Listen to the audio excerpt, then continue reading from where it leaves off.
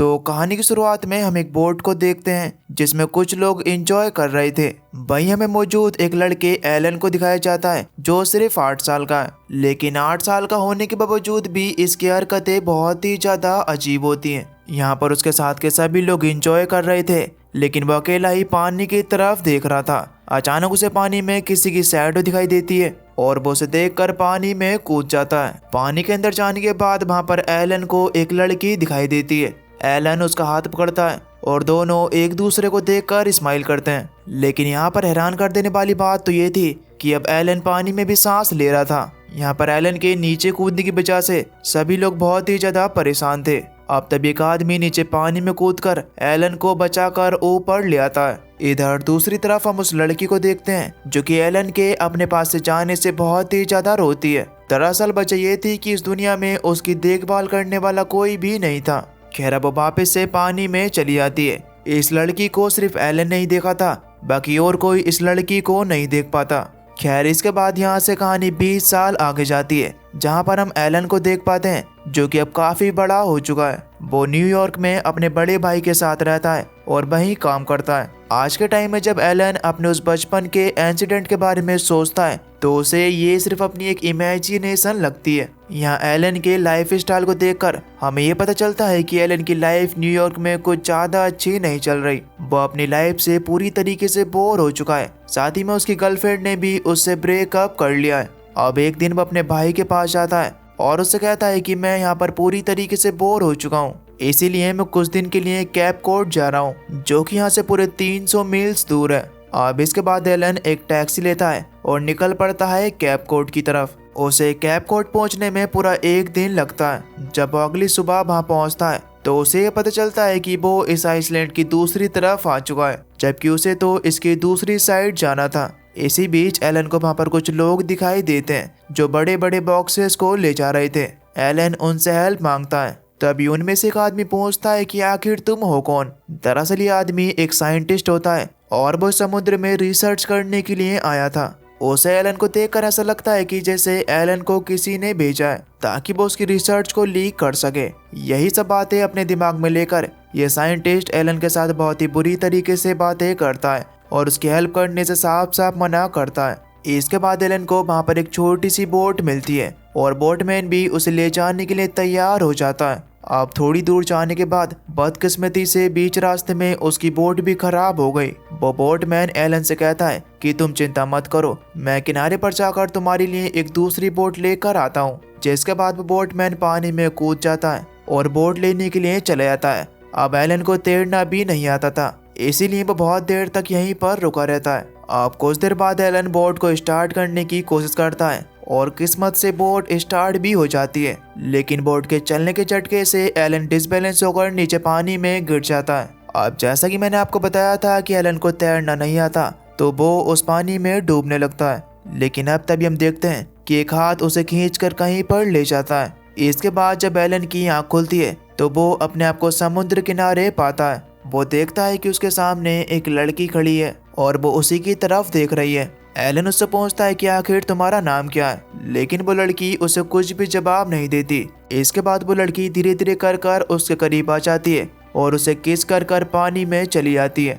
Elon को कुछ भी समझ नहीं आता कि आखिर ये था तो था क्या। एलन उसे आवाज देता रह जाता है कि हे तुम्हारा नाम क्या है और तुम हो कौन, लेकिन वो लड़की बिना कुछ जवाब दिए चली जाती है। इसके बाद एलन भी वहाँ से चला जाता है। अब इसी बीच हम ये देख पाते हैं कि वो लड़की कोई लड़की नहीं बल्कि एक जलपरी है, जिसे हम मरमेड भी कहते हैं। वो मरमेड नीचे पानी में एक जगह पर जाती है जहाँ पर उसे एलन मिला था। वहाँ उसे एलन का वॉलेट मिलता है जिसमें उसे एलन के कुछ आईडी कार्ड्स मिलते हैं। इन आईडी कार्ड्स को लेकर वो अपनी एक बड़ी सी शिप में जाती है। उसने वहाँ पर अपना मैप खोला जिसकी मदद से वो पता लगाने की कोशिश करती है कि आखिर एलन रहता कहाँ है, और उसे एलन का पता मिल भी जाता है।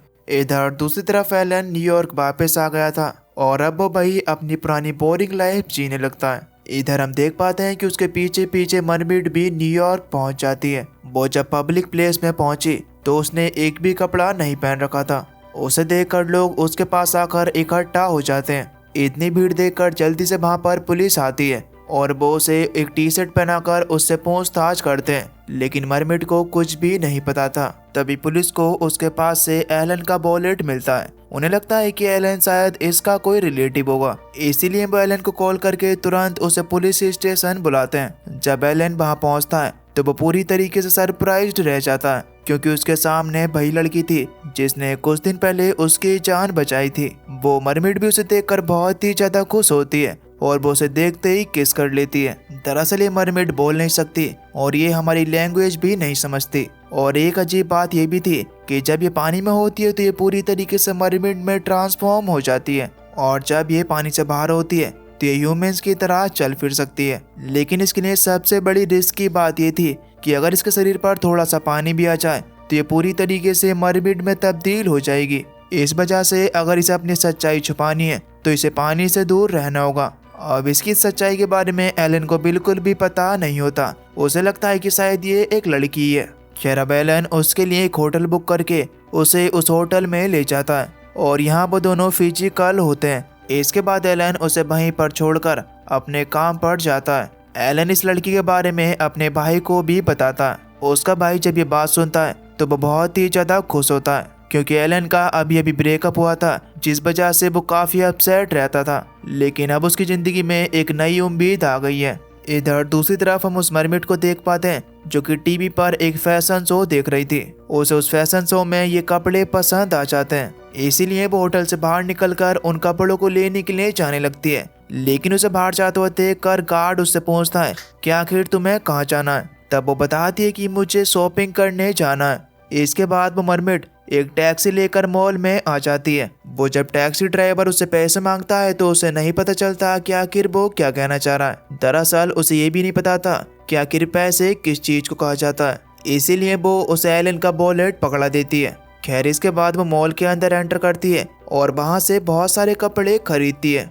इस दौरान उसे वहाँ पर कई सारे टीवीज दिखाई देते हैं जहाँ लड़कियाँ एक्सरसाइज कर रही होती हैं। उन्हें देखकर वो मरमिड भी एक्सरसाइज करने लगती है। वहीं दूसरी तरफ एलन जब होटल में पहुंचता है तो उसे वहां पर वो मरमिड दिखाई नहीं देती, इसलिए वो जल्दी से भागकर नीचे जाता है, जहां पर उसे गार्ड बताता है कि वो तो कपड़ों की शॉपिंग करने के लिए गई थी। एलन उसे ढूंढता हुआ मॉल पहुंचता है जहां मरमिड अभी भी एक्सरसाइज कर रही होती है। अब तभी वहां पर शॉप का ओनर आया और वो एलन से कहता है कि हम इस लेडी को बहुत देर से यहाँ से जाने के लिए कह रहा है, लेकिन ये पिछले 6 घंटों से लगातार एक्सरसाइज कर रही हैं। अब हमारी शॉप बंद करने का टाइम हो चुका है, लेकिन ये हमें कोई भी रिस्पॉन्ड नहीं कर रही। तब एलन कहता है कि इसमें इसकी कोई भी गलती नहीं है, इसे इंग्लिश समझ नहीं आती। तभी वो मरमिड बोलती है कि मुझे इंग्लिश में बात करनी आती है, ऐसा नहीं है कि मैं कुछ भी नहीं जानती। ये देखकर एलन पूरी तरीके से हैरान रह जाता है। वो ओनर कहता है कि सर मैं ज्यादा पढ़ा लिखा तो नहीं हूँ, लेकिन मुझे इतना पता है कि इसने अभी थोड़ी देर पहले जो बोला वो इंग्लिश ही थी। खैर इसके बाद एलन उसे बाहर ले जाता है और उससे पूछता है कि तुम तो बोल नहीं सकते, तो आज अचानक बोलने कैसे लगी। तब वो कहती कि मैंने तो ये सारी चीजें टीवी से सीखी हैं। इसके बाद एलन उससे पूछता है अच्छा तो फिर तुम यहाँ पर रहने कितने दिनों तक वाली हो। तब वो कहती कि मैं तो यहाँ पर सिर्फ 6 दिन रहूंगी। अब क्योंकि एलन को उसका नाम नहीं पता था, इसीलिए वो उसका नाम मेडिसन रख देता है। खैर अब रात के टाइम मेडिसन बेड से उठकर बाथरूम में जाकर बाथटब में बैठ जाती है। दरअसल बात यह थी कि उसे समुद्र की याद आ रही थी, और अब वो जैसे ही पानी के अंदर बैठी तो धीरे धीरे उसके पैर टेल में बदल जाते हैं। इसी बीच एलन की आंख भी खुल जाती है। उसे जब अपने आसपास मेडिसन दिखाई नहीं देती तो वो बाथरूम की तरफ जाता है, लेकिन इससे पहले कि एलन उसकी टेल को देख पाता, मेडिसन अपने पैर को सुखा लेती है। इस तरह आज मेडिसन बाल बाल बची। इधर दूसरी तरफ हम उस साइंटिस्ट को देखते हैं जो कि जब अपनी बोट में आता है तो उसे एक न्यूज़पेपर पर मेडिसन की फोटो दिखाई देती है। उसे देखकर उस साइंटिस्ट को याद आता है कि ये तो वही मरमिड है जिसे वो सालों से ढूंढ रहा था। वो यहाँ पर मेडिसन को देखकर बुरी तरीके से पागल सा हो जाता है। अब वो तुरंत न्यूयॉर्क आता है और अपने सीनियर्स को इस बात के बारे में बताता है, लेकिन जाहिर है कि उसकी बातों पर कोई भी यकीन नहीं करता। उसका एक सीनियर उससे पूछता है कि अच्छा अगर वो मरमिड है तो उसके लेग्स कैसे आए, जिस पर साइंटिस्ट उसे वही बात बताता है कि मरमिड पानी में होती है तो उसकी टेल होती है, और अगर वो बाहर हो तो वो इंसानों की तरह रह सकती है। ये सब सुन उसका सीनियर पूछता है तो तुम इसे कैसे प्रूव करोगे, उस पर पानी फेंक कर। जिस पर वो साइंटिस्ट कहता है कि अरे ये तो आपने बहुत ही अच्छा आइडिया दे दिया, मैं ऐसा ही करूंगा। इसके बाद वो साइंटिस्ट अपने हाथों में पानी से भरी बाल्टियां लेकर पूरी सिटी में मेडिसन को पागलों की तरह ढूंढने लगता है। उसे एक जगह एलन और मेडिसन दिख भी जाते हैं और वो उनका पीछा करता है। अब जैसे ही उसे मौका मिला तो सबके सामने उसने उन पर पानी फेंक दिया, लेकिन जब वो मुड़कर देखती है तो वो तो मेडिसन थी ही नहीं, बल्कि वो कोई और थी। उसने मेडिसन की तरह कपड़े पहन रखे थे। इसी गलती की वजह से उस साइंटिस्ट की यहाँ पर अच्छी खासी पिटाई हो जाती है। इधर दूसरी तरफ हम एलन और मेडिसन को देखते हैं जो कि एक साथ काफी ज्यादा एंजॉय करते हैं। इनकी इस एंजॉयमेंट के बीच एलन मेडिसन से कहता है कि मैं तुमसे शादी करना चाहता हूँ, लेकिन मेडिसन उसे साफ साफ मना कर देती है। वो कहती है कि मेरे पास सिर्फ 3 दिन ही बचे हैं और मैं इन 3 दिनों को पूरी तरीके से एंजॉय करना चाहती हूँ। इस वजह से एलन थोड़ा अपसेट हो जाता है और उसे कहता है कि एक ऐसी जगह है जहाँ से तुम आई हो, जहाँ ना तो कपड़े पहने जाते हैं, ना बोला जाता है और ना ही म्यूजिक सुना जाता है। एलन की ऐसी बातें मेडिसन को बिल्कुल भी ठीक नहीं लगती है और वो वहाँ से गुस्सा होकर चली जाती है। एलन उसके पीछे पीछे जाता है, लेकिन वो उसे कहीं पर भी नहीं मिलती। एलन उसे पूरी रात ढूंढता है, लेकिन उसका कुछ भी अता पता नहीं चलता। खैर, इसके बाद अगली सुबह मेडिसन को देखते हैं जो कि एक समुद्र किनारे खड़ी होती है और उसके मन में बातें चल रही थी कि क्या उसे अपने घर वापस चले जाना चाहिए या फिर एलन को उसकी जरूरत है। अब डिसीजन लेती है कि वो वापस से एलन के पास जाएगी। वो एलन से कहती कि मैं तुमसे शादी तो कर लूंगी, लेकिन उससे पहले मैं तुम्हें अपने बारे में कुछ बताना चाहती हूँ। तब एलन कहता है कि हाँ ठीक है, चलो बताओ। मेडिसन कहते हैं कि अभी नहीं, सही वक्त आने पर मैं तुम्हें जरूर बताऊंगी। खैर, इसके बाद ये दोनों घर जाते हैं, लेकिन वहाँ पहले से ही वो साइंटिस्ट उनका इंतजार कर रहा होता है। जब ये दोनों एलिवेटर में होते हैं तब वो साइंटिस्ट सीढ़ियों से ऊपर आता है और पानी का पाइप चालू कर एलिवेटर के सामने खड़ा हो जाता है। लेकिन इस बार भी उसकी जजमेंट गलत निकली। इस बार भी वही कपल था जिनके ऊपर उसने पहले पानी गिराया था। इसी बात को लेकर उस साइंटिस्ट की एक बार फिर से पिटाई हो जाती है। इधर एलन मेडिसन से कहता है कि मैं आज ही तुमसे शादी करना चाहता हूँ, लेकिन उससे पहले हम दोनों को प्रेसिडेंट की पार्टी में जाना होगा, जो कि जरूरी है। और इसके बाद ये दोनों तैयार होकर पार्टी में पहुँचते हैं। वहाँ पर भी वो साइंटिस्ट आया होता है। उसने अपने पीछे एक वाटर टैंक छुपाया हुआ था, क्योंकि उसे ये बात अच्छी तरीके से पता थी कि यहाँ पर मेडिसन जरूर आएगी।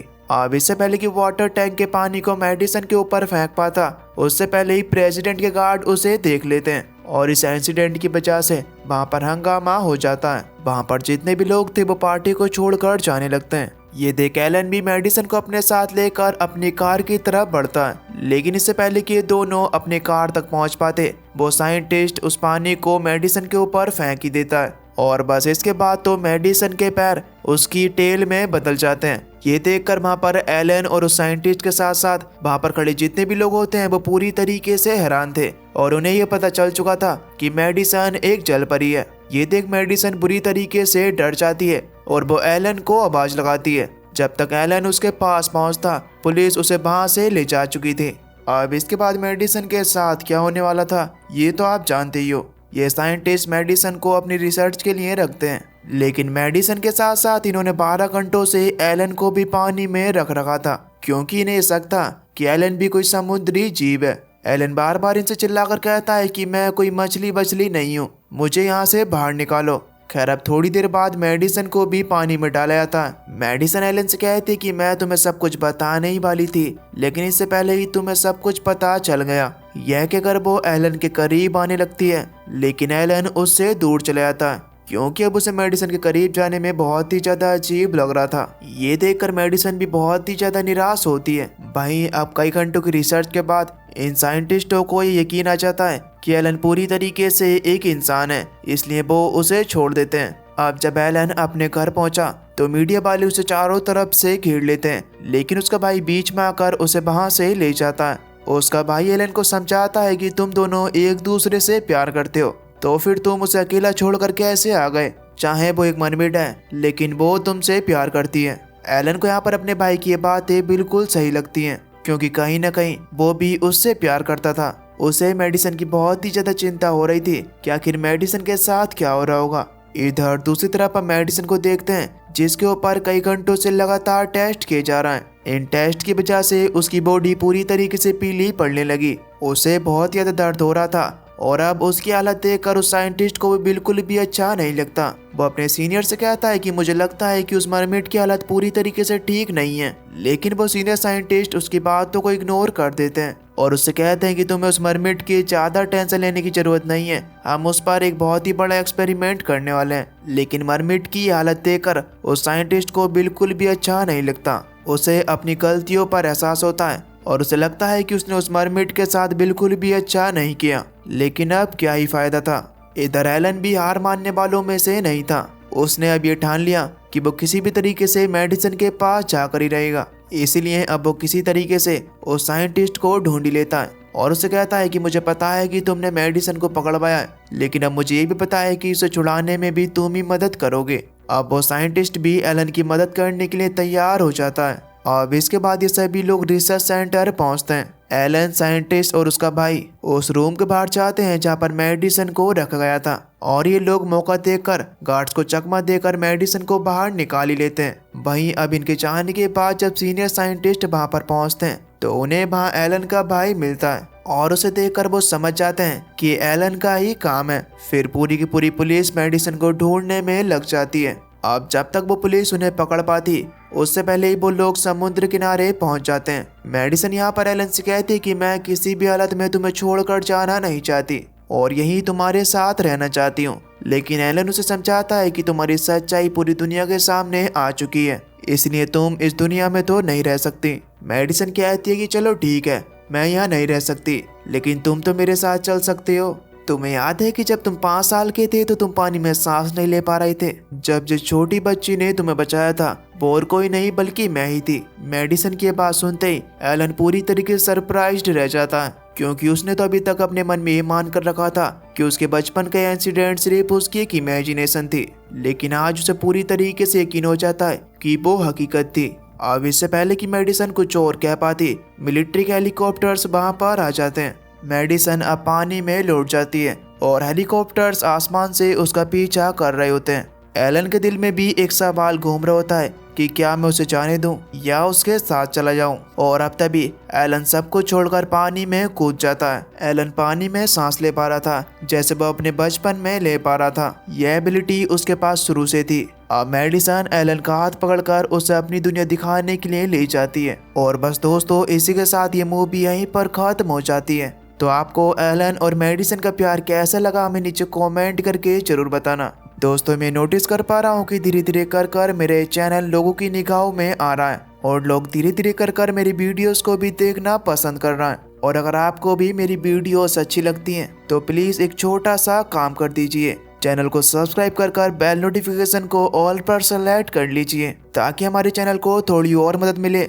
और अगली वीडियो की नोटिफिकेशन आपके पास सबसे पहले आ सके। तो चलिए, मैं मिलता हूँ आपको एक न्यू इंटरेस्टिंग वीडियो में। तब तक के लिए आप सभी लोग खुश रहिए और अपना ख्याल रखिए।